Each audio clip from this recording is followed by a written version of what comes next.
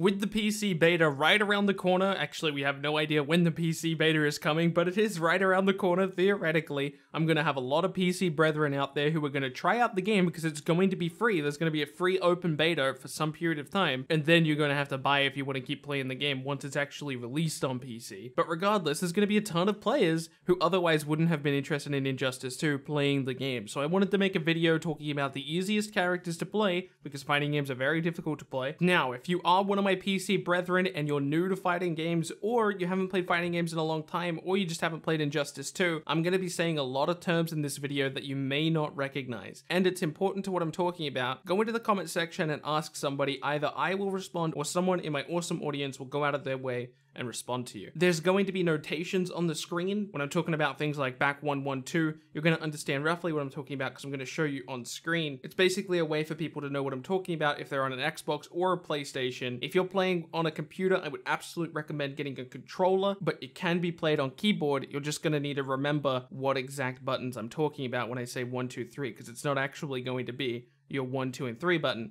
unless it's, unless it's what you choose to have it be. And when I say universal, it's because I'm referring to a mechanic that can be used on every character. So these are the characters you should focus on learning if you're new to Injustice 2. What you're gonna notice in this video, if you're an experienced fighting game player, is that I'm throwing in a lot of different archetypes. So, starting off this list with somebody who that most people would probably consider to be the easiest character, although I don't think so, is Deadshot. The reason why I say he's not the easiest character to play in the game is because to be good at zoning is very different than spamming projectiles. It's very easy to get in on somebody who's actually spamming projectiles. The difficulty comes in when your opponent makes really good reads, he knows what you're doing, and he zones you out correctly. That being said, Deadshot is probably one of the easier zoners on the roster. He's also very powerful. He has access to very many good tools. I'm just going to go through some of the basics of his kit. Deadshot's 1, 2, 3 string can be held for multiple hits low. This can be obviously very good. Multiple hits going low is quite good. His back 1, 2, up 3 pushes the opponent back, and the first hit is a low, and the second hit is an overhead. So obviously this is quite powerful because it's very fast as well. You even have enough time to throw out one of your wrist cannon shots dealing damage, or instead setting up your trait in order to do better zoning damage, or just better zoning in general. The rest of his strings all seem very powerful in their own regard. Forward 1, 2, 3 can be affected by your trait. 2, 1, 3, which starts off as a high but ends up hitting low, knocks the opponent back. The back 2, 3, 3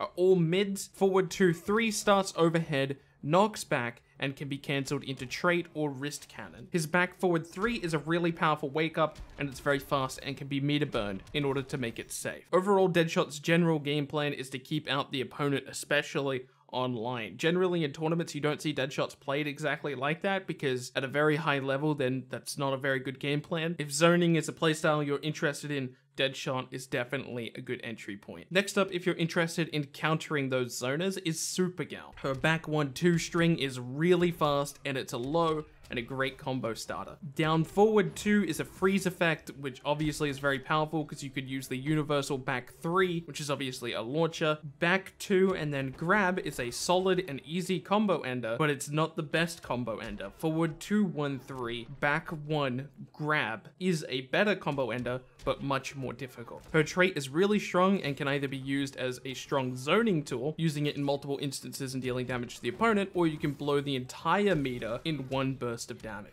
Part of the reason I use Supergirl as a quote-unquote anti-zoner is that she's more of a rushdown character actually, which is already pretty good against zoning, but she has a teleport which can be meter burned into a full combo, which is obviously very good. Moving on to another character that I would probably consider an anti-zoner, and that is Superman. Whilst you can play Superman entirely as a zoner himself, that's not exactly the game plan you're looking for. Superman's forward 2, 3 is amazing, it's very fast, it launches, and it's a huge part of his kit. Superman's air dash is amazing for getting in against zoners or backing off and zoning yourself. Rising grab is a solid wake up against jumping enemies, and down back 2 freezes and then can be used into the universal back 3. His forward 2, 3 has a really interesting interaction with his trait because you have enough time to use his trait after the first forward 2, 3 and then do another forward 2, 3. This is a big source of his combos because if you hit the first forward 2, 3, you have enough time to trait, do another forward 2, 3, then do the down back 2, which is a freeze,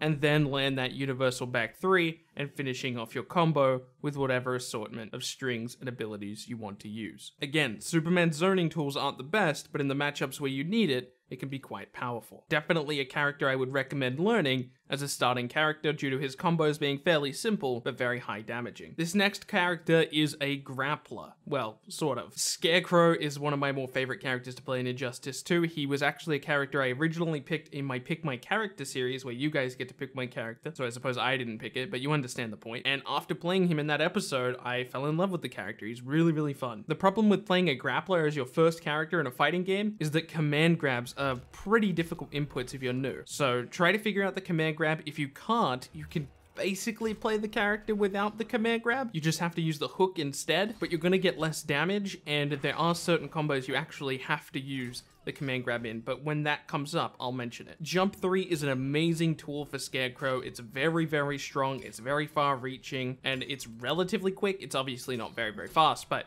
it's much quicker than you would expect it to be. Down back 1 meter burn launches the opponent, and if you choose not to meter burn it, you can actually backdash or forward dash depending on whether the opponent blocks. So you can throw it out fairly freely, and then if you realize, oh wait, my opponent's gonna block this, you can dash back out of it. Forward 1-3 is a very powerful and far-reaching string, and it's a great way to get in. Forward 2-1 launches the opponent. You can command grab off of this, or you can use the hook that I previously mentioned. Back 2-2-1-3 is a really good pressure tool. However, you cannot end this string with the hook. You have to end it with the command grab. Your trait is really, really powerful. The way Scarecrow's trait works is that he applies this passive effect, he deals damage to the opponent, and then when the meter is full, he has a stun effect, which can be used to get that universal back 3 off. Generally, for most characters, I would say you don't want to use that universal back 3 very much, but with Scarecrow, you can get away with it because of how far-reaching his back 3 is, and because of the meter burn mechanic you can use, which applies armor specifically to your back 3,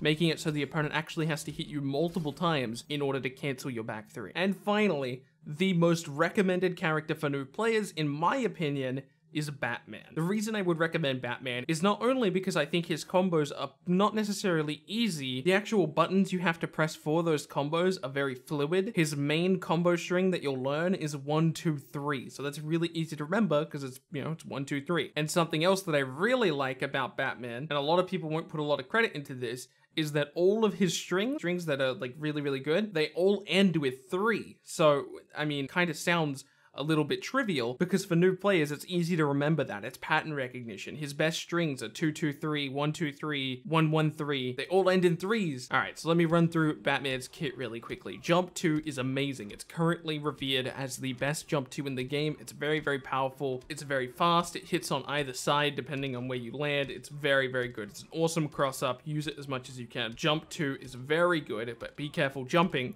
because in general, most characters have a way of punishing jumping. Speaking of punishing jumping, you have a upwards projectile. It's very, very strong against Supermans who think they can jump up and zone you out. That's not true. Just throw out that batarang, you'll hit them down. Back 2-3 is the main way I end my combos because it's a string. It's very powerful, it does a lot of damage. And the 3, after the first initial back 2, when it comes back down, that's actually an overhead, so you can use it as corner pressure if you want to. Back 1-1 is a really fast, low string. You should be using this as much as possible, especially if your opponent is getting used to you using the jump 2. 1-2-3 and 1-1-3 are your main combo starters because both of them can be strung into your down forward 1, which is how you're going to do a lot of your combos, because when meter burned, it puts your opponent in a stunned state where you're able to follow up with one of the universal either backwards or forwards 3s. Your trait can be used to punish your opponent or to prevent your opponent from punishing you, but it can also be used to cancel your back 2-3